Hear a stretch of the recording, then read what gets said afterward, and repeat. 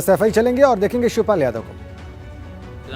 नेताजी के कार्यक्रम सब होनी है, तो इस समय तो कोई फैसले की बात है नहीं। सर अब बताइए, आप तो पॉलिटिकल दो चेहरे सर बच्चे से, तो क्या एक विकल्प बेहतर हो सकता है कि एक आदमी दिल्ली और एक आदमी लखनऊ का काम और जिम्मेदारियाँ देख ले सर?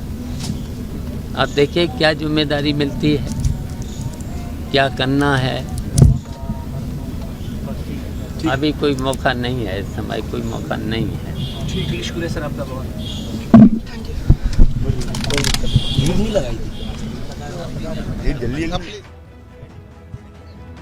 शिवपाल यादव कह रहे हैं कोई मौका नहीं है, अवसर नहीं है इस प्रकार की बात करने का, किसी जिम्मेदारी की बात करने का। सफाई में शिवपाल यादव।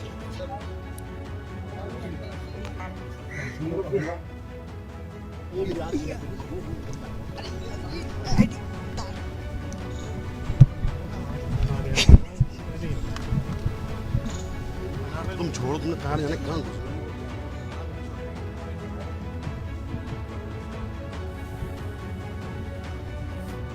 एक्सक्लूसिव तस्वीरें शिवपाल यादव की सफाई से।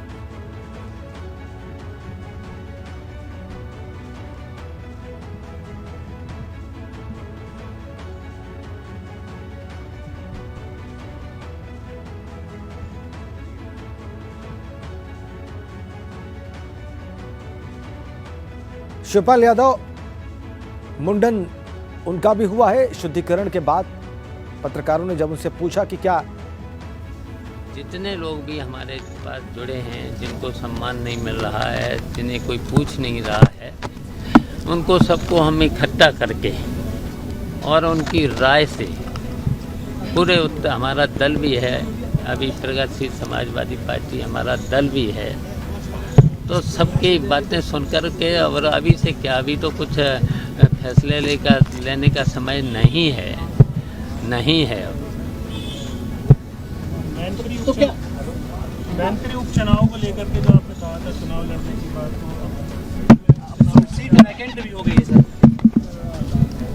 अभी देखिए हम उस स्थिति में नहीं हैं, इस बारे में हम उस स्थिति में समय नहीं है। मुझे क्या करना है, क्या नहीं करना है, ये तो सब बातें जब ऐसा मौका होगा, जब होगा। अभी तो सब कार्यक्रम, नेताजी के कार्यक्रम सब होनी हैं, तो इस समय तो कोई फैसले की बात है नहीं। सर अब बताइए, आप तो पॉलिटिकल दो चेहरे सर बच्चे से, तो क्या एक विकल्प बेहतर हो सकता है कि एक आदमी दिल्ली और एक आदमी लखनऊ का काम और जिम्मेदारियाँ देख ले सर? आप देखिए क्या जिम्मेदारी मिलती है, क्या करना है। अभी कोई मौका नहीं है, इस समय कोई मौका नहीं है। ठीक, शुक्रिया सर आपका बहुत। शिवपाल यादव ने एक लाइन जरूर कही कि अभी देखिए क्या जिम्मेदारी मिलती है। जब शिवपाल यादव से पूछा गया कि क्या एक व्यक्ति को दिल्ली और एक व्यक्ति को लखनऊ की जिम्मेदारी दी जा सकती है, तो शिवपाल यादव ने कहा कि देखिए क्या जिम्मेदारी मिलती है, अभी मौका नहीं है, अभी समय नहीं है कुछ कहने का, इस पर कुछ बोलने का या इस प्रकार के कोई फैसले को लेने का। शिवपाल यादव से पत्रकारों ने जानना चाहा कि वो क्या अब आगे सोच रहे हैं। चूंकि अखिलेश यादव भावुक हुए, उनके कंधे पर सर रख के फफक कर रोए, और माहौल, वातावरण ऐसा है कि पत्रकारों ने इस बात को सेंस करते हुए उनसे सवाल पूछा कि क्या फिर से अब सारा परिवार एक होकर राजनीतिक क्षेत्र में उतरेगा और नेताजी का जो रास्ता दिखाया हुआ है, जो उनकी पार्टी बनाई हुई है, उसको मजबूत करेगा, उस पर आगे बढ़ेगा। यही पत्रकारों की मंशा थी जानने की शिवपाल यादव से। लेकिन शिवपाल यादव का यह कहना था कि यह अवसर नहीं है, यह मौका नहीं है, और अभी अंतिम संस्कार के बाद के बहुत सारे कार्यक्रम मुलायम सिंह यादव के अभी बाकी हैं, और अभी क्या जिम्मेदारी उनको मिलती है, क्या कहा जाता है, इस बारे में कुछ कहना ठीक नहीं है, न अवसर है न समय है। ये शिवपाल यादव ने सफाई में कहा जब पत्रकारों ने उनसे सवाल पूछा। एक सवाल ये भी उनसे पूछा गया कि मैनपुरी में अब लोकसभा का उपचुनाव होगा, तो क्या ऐसा हो सकता है कि कोई वो चुनाव लड़े और दिल्ली में जिम्मेदारी संभाले पार्टी की, और एक आदमी लखनऊ में जिम्मेदारी देखे। इस पर शिवपाल यादव ने कहा कि ये देखिए क्या जिम्मेदारी मिलती है, ये शब्द थे उनके कि देखिए क्या जिम्मेदारी मिलती है, लेकिन अभी इसका कोई समय नहीं है चर्चा का।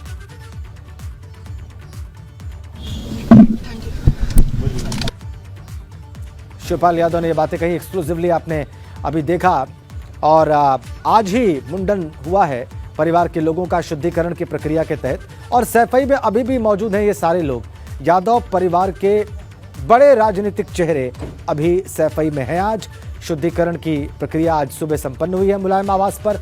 और एक बार आपको सैफई लिए चलते हैं। वीरेश पांडे हमारे ब्यूरो चीफ इस वक्त वहां से सीधा जुड़े हुए हैं। वीरेश ने बात की है शिवपाल यादव से सुबह भी और अभी भी हमने उनको बात करते देखा। वीरेश, क्या आपको समझ में आया, नजर आया, आपने क्या महसूस किया?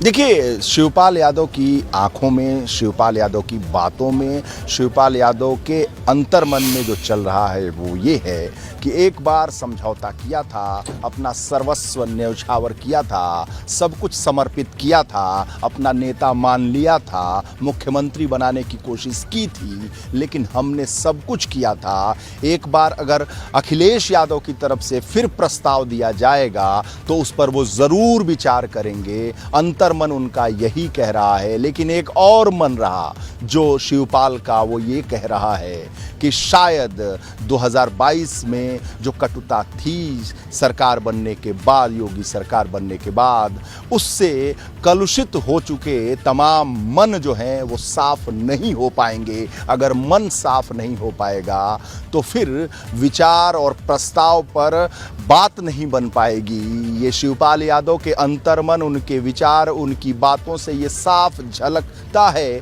कि हमने तो माना था, आज भी मानने को तैयार हैं, लेकिन अगला कोई माने। या उनका एक इशारा था कि जो लोग ये तय कर रहे हैं, उन्होंने मेरे सवाल का जवाब देते हुए कहा कि जो लोग ये तय कर रहे हैं वो पहले तय तो कर लें, वो इस बात पर फैसला तो कर लें। मैंने उनसे पूछा कि क्या जब संरक्षक का पद खाली हो गया है तो आपको संरक्षक बना दिया जाए? मैनपुरी उपचुनाव होगा 6 महीने बाद, मैनपुरी लोकसभा उपचुनाव में आपको उम्मीदवार बना दिया जाए, आप दिल्ली की राजनीति करें और उत्तर प्रदेश की राजनीति आपका भतीजा करे। तो बोले भाई मैं कैसे ये तय कर सकता हूँ, अभी ये बहुत जल्दबाजी होगा, ये समय नहीं है, लेकिन फिर भी मुझे तो तय करना नहीं है, मुझे तो कुछ कहना नहीं है। मैंने कहा कि मुलायम सिंह यादव की ये अंतिम इच्छा है कि पूरा परिवार एक हो। ऐसे में आप पुत्रवत भाई हैं और पुत्रवत भाई होने के नाते आपका ये फर्ज बनता है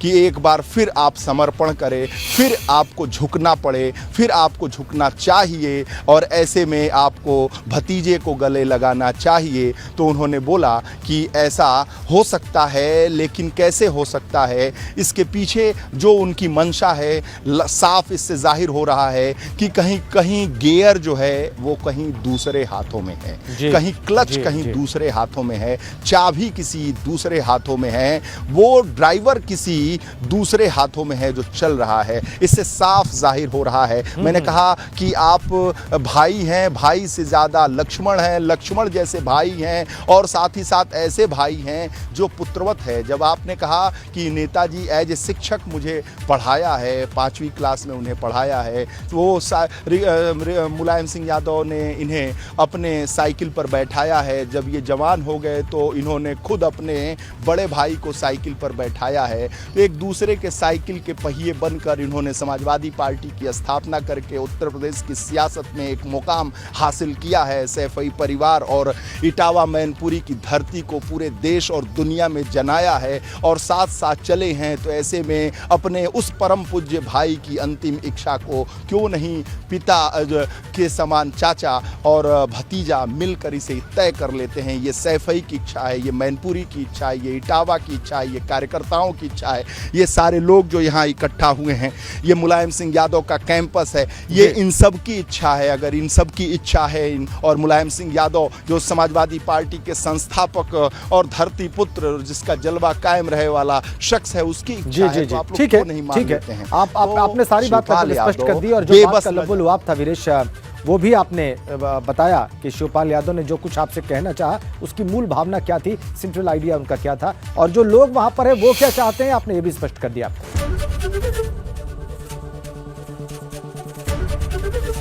एबीपी गंगा, खबर आपकी, जुबान आपकी।